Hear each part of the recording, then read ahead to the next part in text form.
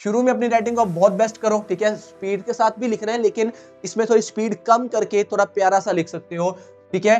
बीच में अपनी स्पीड जो है वो बहुत तेज कर लो, स्पीड बहुत ज्यादा तेज कर दो, ठीक है। इसमें अगर राइटिंग इतनी बेहतर नहीं भी आ रही है तो चलेगा, और एंड पर जैसे ही पहुंचो दोबारा से अपनी राइटिंग जो है स्पीड को थोड़ा सा स्लो करके। अस्सलाम वालेकुम दोस्तों, welcome back to another marathon video. आज की इस वीडियो के अंदर हम लोग बात करने वाले हैं राइटिंग स्पीड के ऊपर। उम्मीद करता हूं आपको ये मैराथन जो है ये पसंद आ रहा होगा और आपका अच्छा जा रहा होगा, आपकी पार्टिसिपेशन आपको फायदा पहुंचा रही होगी।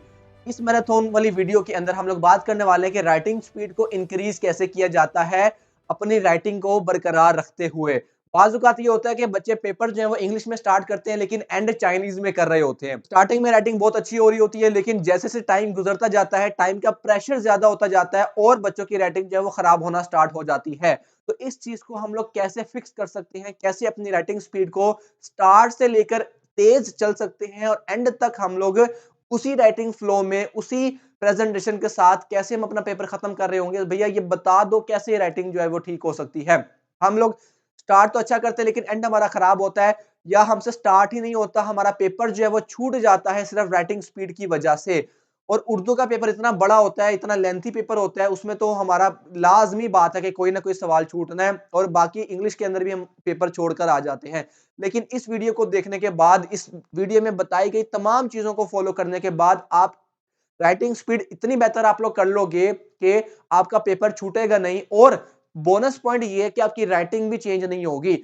हाँ, ये मैं कह सकता हूं कि आप लोगों ने, पहली बात ये बता देता हूं कि राइटिंग स्पीड को through out the paper same रखना, ये सेम रखना बड़ा जरूरी चीज है, ठीक है। अगर शुरू में राइटिंग डिफरेंट होगी, एंड पर डिफरेंट होगी, तो उससे एक अच्छा इंप्रेशन जो है आपके पेपर का नहीं पड़ता। और मैराथन के अंदर हम लोग कर ही इस वजह से रहे हैं मैराथन, ताकि आप अपने बोर्ड के अंदर पोजीशन लेकर आ सको, अपने बोर्ड के अंदर मैक्सिमम मार्क्स लेकर आ सको। तो उसके लिए आपका पेपर अच्छा दिखना बहुत ज्यादा जरूरी है, और वो अच्छा एक फ्रीक्वेंट राइटिंग स्पीड के चेंज होने से बहुत खराब हो जाता है, ठीक है। आपकी राइटिंग स्पीड स्टार्ट और एंड में सेम होनी चाहिए। इसका आप लोग ये भी ध्यान रख सकते हो कि आप शुरू और एंड पर थोड़ी ज्यादा फोकस करके इसकी राइटिंग को अच्छा करो। सेंटर में अगर आपको स्पीड की वजह से राइटिंग में थोड़ा सा फ्लक्चुएशन आती है तो वो चलेगा, लेकिन शुरू में आहिस्ता आहिस्ता प्यारा प्यारा लिखते हुए एंड पर जाकर टाइम की शॉर्टेज की वजह से जो गड़बड़ हो जाती है बच्चों के अपने राइटिंग के अंदर, वो आप लोगों ने नहीं करनी। तो उसके लिए जो मैं आपको कुछ पॉइंट्स बताने लगा हूं, इन पॉइंट्स को आज से ही फॉलो करना है अप टू द, जब तक आपके बोर्ड एग्जाम्स नहीं आते। और बोर्ड एग्जाम्स के बाद अगली क्लास के अंदर स्टार्टिंग से इस चीज को प्रैक्टिस करनी है आप लोगों ने, हर एक टेस्ट के अंदर, हर एक छोटे से छोटी प्रैक्टिस के अंदर, और अपने एग्जाम्स के अंदर भी। तो उसमें जो सबसे पहला पॉइंट जो मैं आपके साथ रखने लगा हूं, वो पॉइंट इंपॉर्टेंट है, और वो पॉइंट जो है वो है आपने हर रोज प्रैक्टिस करनी है। एक दिन भी आपने लिखना नहीं छोड़ना, ठीक है। आपको जब भी, क्या मैंने आपको पॉइंट बताया, आपका पहला पॉइंट होगा आपने प्रैक्टिस करनी है राइटिंग की डेली, ठीक है। प्रैक्टिस डेली आप लोगों ने करनी है, एक दिन भी कोई ऐसा नहीं जाना चाहिए जिस दिन आप छोड़ रहे हो। आपको कि भैया हमारे जो टेस्ट वगैरह चल रही रहे होते हैं तो डेली तो हम लिखते हैं, लेकिन ये वाली प्रैक्टिस डेली का मतलब ये है कि जो आप सेल्फ स्टडी के अंदर पढ़ रहे हो, ना कि स्कूल के टेस्ट, ना ही एकेडमी के टेस्ट, जो कि आपके आप सेल्फ स्टडी में पढ़ रहे हो, उसके अंदर आप लोगों ने जो चीज याद करते हो उसको लिखना है, जो चीज याद करते हो उसको लिख कर प्रैक्टिस करनी है डेली। आप लोगों ने अपने सेल्फ स्टडी के टाइम पर इसको इंप्लीमेंट करना है, और जो चीज याद करते हो उसको आपने पेपर पर नीट लिखना है, ठीक है। बच्चे क्या मिस्टेक करते हैं, वो कहते हैं अच्छा भैया ये तो हम रफ वर्क कर रहे हैं, तो जरा गंदा एक ही पेन से और गंदी सी राइटिंग में कर देते हैं कि तो हम सिर्फ प्रैक्टिस वर्क कर रहे हैं। लेकिन आपने एक बात जो है वो अपने माइंड में बिठा लेनी है कि जो भी क्रिकेटर होता है, ठीक है, जब तक वो प्रैक्टिस ग्राउंड में अच्छा परफॉर्म नहीं करेगा, वो कभी भी ये अपने आप से एक्सपेक्ट नहीं कर सकता कि वो डायरेक्ट वर्ल्ड कप जीत कर आएगा।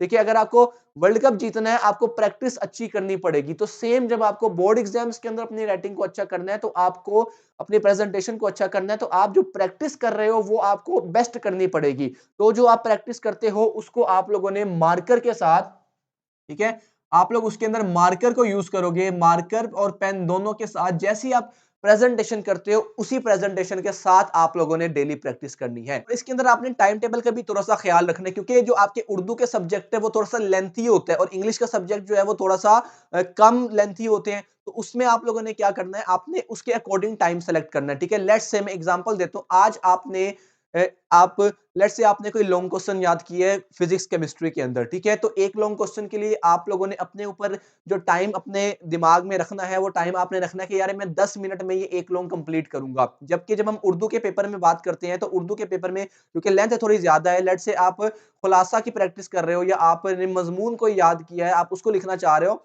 तो उसके अंदर आप थोड़ा सा टाइम बढ़ा दोगे, 15 मिनट कर दोगे, 20 मिनट कर दोगे, ठीक है? तो जो मेरा सेकंड पॉइंट था, वो सेकंड पॉइंट ये है कि आपने अकॉर्डिंग टू सब्जेक्ट तैयारी करनी है, ठीक है? अकॉर्डिंग टू सब्जेक्ट आपने जो अपना टाइम है उसको अलॉट करना है लिखने के लिए। इसके बाद जो थर्ड चीज आप लोगों ने करनी है वो ये है, आप लोगों ने डेडलाइन सेलेक्ट करनी है, ठीक है? डेडलाइन, भैया ये क्या बात हुई? ये डेडलाइन क्या चीज है? डेडलाइन का मतलब ये है कि अगर एक क्वेश्चन है आपका, लेट्स से उसको करने में 20 मिनट लगते हैं, ठीक है? 20 मिनट में एक नॉर्मल कंडीशन पे वो आपका लॉन्ग क्वेश्चन हो जाता है, या कोई भी क्वेश्चन आप लिख लेते हो।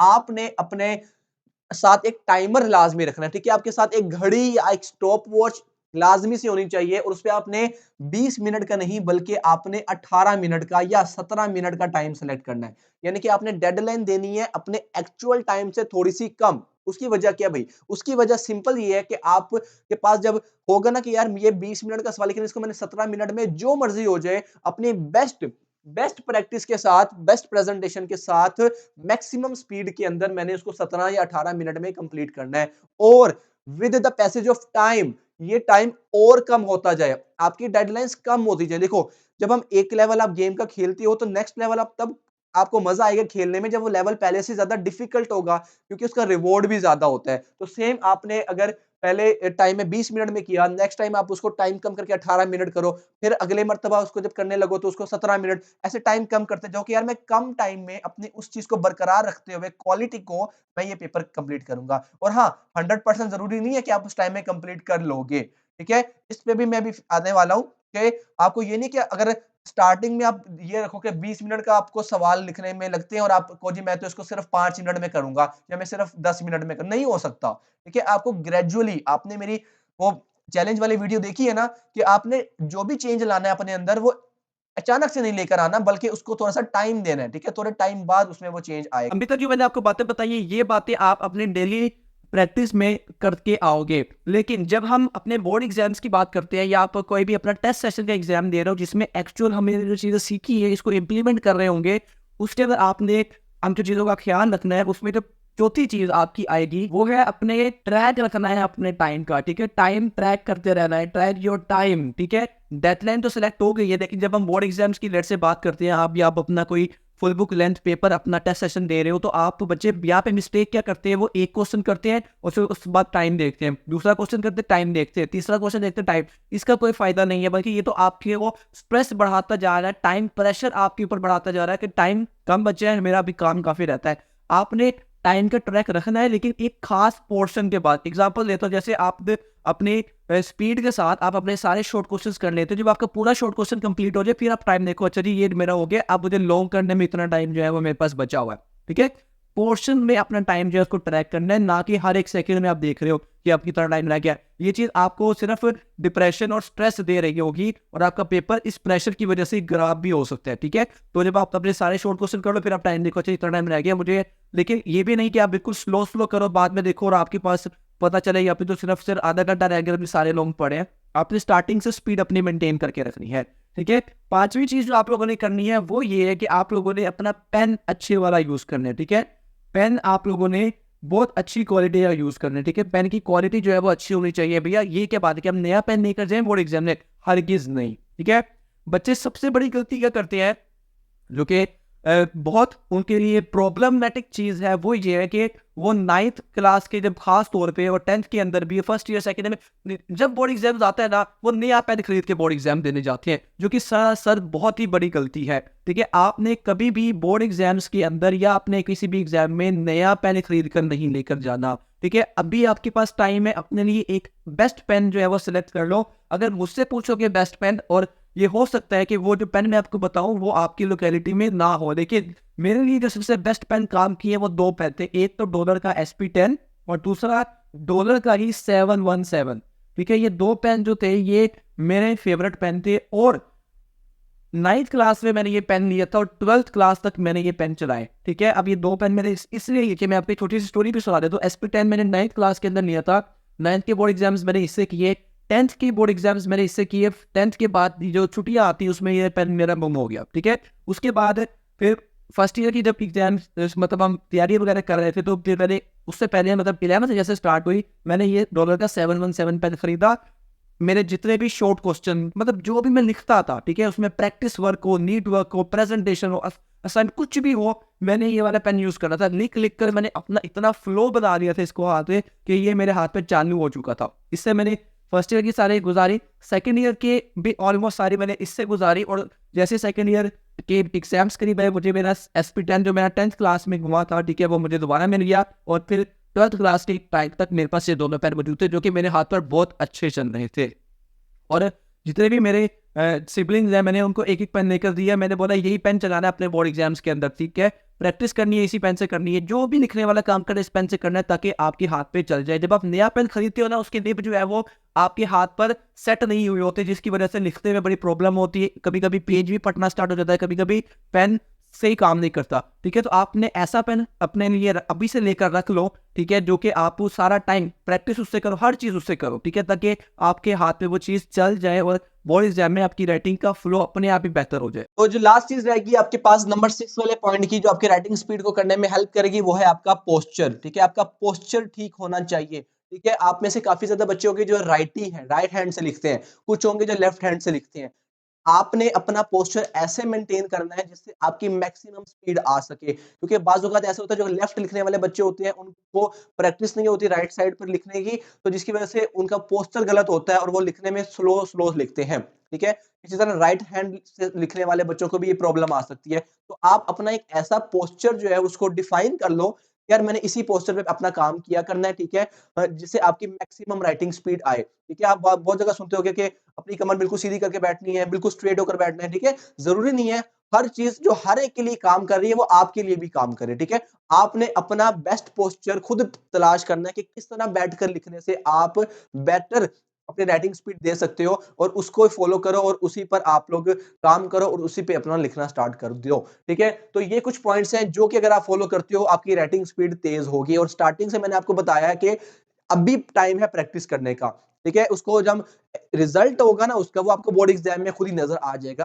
जितना तेज हो सकता है उतना तेज लिखो, लेकिन अपनी राइटिंग स्पीड बरकरार रखनी है, ठीक है। राइटिंग की जो क्वालिटी है उसको खराब नहीं होने देना, ठीक है। मैं अपने आप से ये चैलेंज करता था कि मैं, जैसे मैंने आपको बताया ना कि टाइम कम, मैं कम टाइम में लिखूंगा लेकिन मैं अपनी maximum best quality hand writing में लिखूंगा, ठीक है। यानी कि दो तरीके ना मेरे पास, टाइम कम है, मैं क्या करूं, मैं बहुत गंदा लिखना शुरू कर दूं, ठीक है, उससे भी मेरा जल्दी हो जाएगा। दूसरा जो चैलेंज मैं करता था अपने लिए, जो कि मुझे हेल्प किया, वो ये था कि मैंने अपनी राइटिंग भी खराब नहीं होने देनी, मैंने अपनी अच्छी राइटिंग में मैक्सिमम स्पीड के साथ लिखना है। और फिर मैं उसको कैलकुलेट करता था, अच्छा जी इसमें ये टाइम लगा, नेक्स्ट टाइम मैं इससे थोड़ा कम स्पीड टाइम में लिखूंगा, ज्यादा स्पीड के साथ। तो इस तरह आपकी राइटिंग स्पीड बढ़ती है, ठीक है। और अगेन स्टार्टिंग में परियों जैसी और एंड पर डॉक्टरों जैसी आपने हैंड राइटिंग नहीं करनी, ठीक है। अपनी हैंड राइटिंग को कंप्लीट एक ही फ्लो में लिखना है, कि ये ना लगे कि शुरू वाला पेपर किसी और बच्चे ने किया, लास्ट वाला किसी और बच्चे ने किया। इसका आप लोग ये थोड़ा-सा ख्याल कर सकते हो, जो कि थोड़ा-सा मैं समझता हूँ कि हैक ही है, ठीक है। अगर आपके लिए चल जाए तो वेल एंड गुड, ना चले तो उसके लिए आप ये कर सकते हो कि आपके पास अपने पेपर को ना डिवाइड करो 3 सेक्शंस के अंदर, ठीक है। ये आपका स्टार्टिंग का सेक्शन है, ठीक है, ये स्टार्ट है, ये आपका मिडल है, ये आपका एंड है, ठीक है। शुरू में अपनी राइटिंग को बहुत बेस्ट करो, ठीक है, स्पीड के साथ भी लिखना है, लेकिन इसमें थोड़ी स्पीड कम करके थोड़ा प्यारा सा लिख सकते हो, ठीक है। बीच में अपनी स्पीड जो है वो बहुत तेज कर लो, स्पीड बहुत ज्यादा तेज कर दो, ठीक है। इसमें अगर राइटिंग इतनी बेहतर नहीं भी आ रही है तो चलेगा। और एंड पर जैसे ही पहुंचो दोबारा से अपनी राइटिंग जो है स्पीड को थोड़ा सा स्लो करके, राइटिंग स्पीड थोड़ी सी प्यारी, स्पीड कम करके राइटिंग थोड़ी प्यारी करना स्टार्ट कर दो, ठीक है, ताकि आपका शुरू और एंड जो है वो अच्छा हो जाए। मिड में तो थोड़ी स्पीड की वजह से जो है वो आपकी राइटिंग में थोड़ा सा फ्लक्चुएशन भी आ सकती है, तो उसका इतना प्रॉब्लम नहीं होगा, ठीक है। तो आज मैंने आपको अंदर के जो राज हैं वो मैंने आपके सामने जो है वो आया किए हैं, ठीक है, आपको डिस्क्लोज किए हैं। उम्मीद करता हूं कि आपको ये जो चंद मैंने हैक्स बताए हैं, जो चंद तरीके बताए हैं राइटिंग स्पीड को इंक्रीज करने के, और आपके बोर्ड एग्जाम में ये मसला दोबारा ना आए, पेपर रह जाने का, पेपर छूट जाने का, ठीक है, मैंने अपनी पूरी वैल्यू प्रोवाइड की है आप लोगों को, ठीक है। उम्मीद करता हूं कि आपको इससे कुछ सीखने को मिला होगा। अगर ऐसा है तो इस मैराथन को अपने दोस्तों के साथ लाजमी शेयर करना है, ठीक है। अपने दोस्तों को बताओ इस मैराथन के बारे में। और आपसे एक छोटी सी बात करनी है मैंने, वो ये है कि मैं बहुत ग्रेटफुल होऊंगा आप लोगों के लिए जो कि इस वीडियो को देख रहे हैं, कि आप लोग,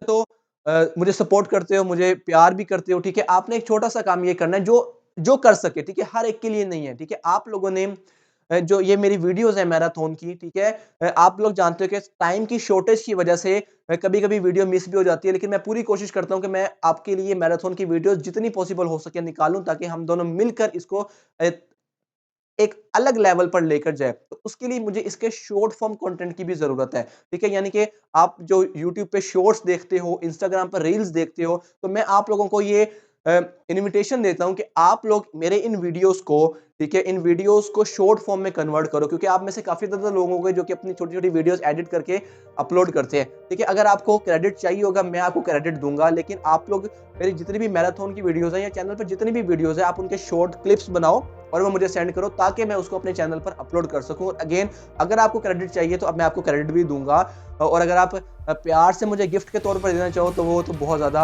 आप लोगों के लिए बहुत, मतलब मेरे लिए बहुत ग्रेटफुल चीज़ होगी, ठीक है? तो ये आप काम लाज़मी करना, हर एक को नहीं कह रहा, ठीक है? जो इसमें इंटरेस्टेड है, जिसको वीडियो एडिटिंग का शौक है, जो एक्सपेरिमेंट्स करना चाहता है वीडियो एडिटिंग के अंदर, वो मेरी इन वीडियोज़ के शॉर्ट फॉर्म कंटेंट निकाल कर वो मुझे सेंड करे, ताकि मैं उसको मैं अपने चैनल पर भी अपलोड करूँ, अपने इंस्टाग्राम पर भी करूँ, ताकि हमारी मैराथन की रेस ज़्यादा बड़ी हो सके और आपने और मैंने जो गोल इस मैराथन का रखा है, हम दोनों इस गोल को अचीव कर सकें।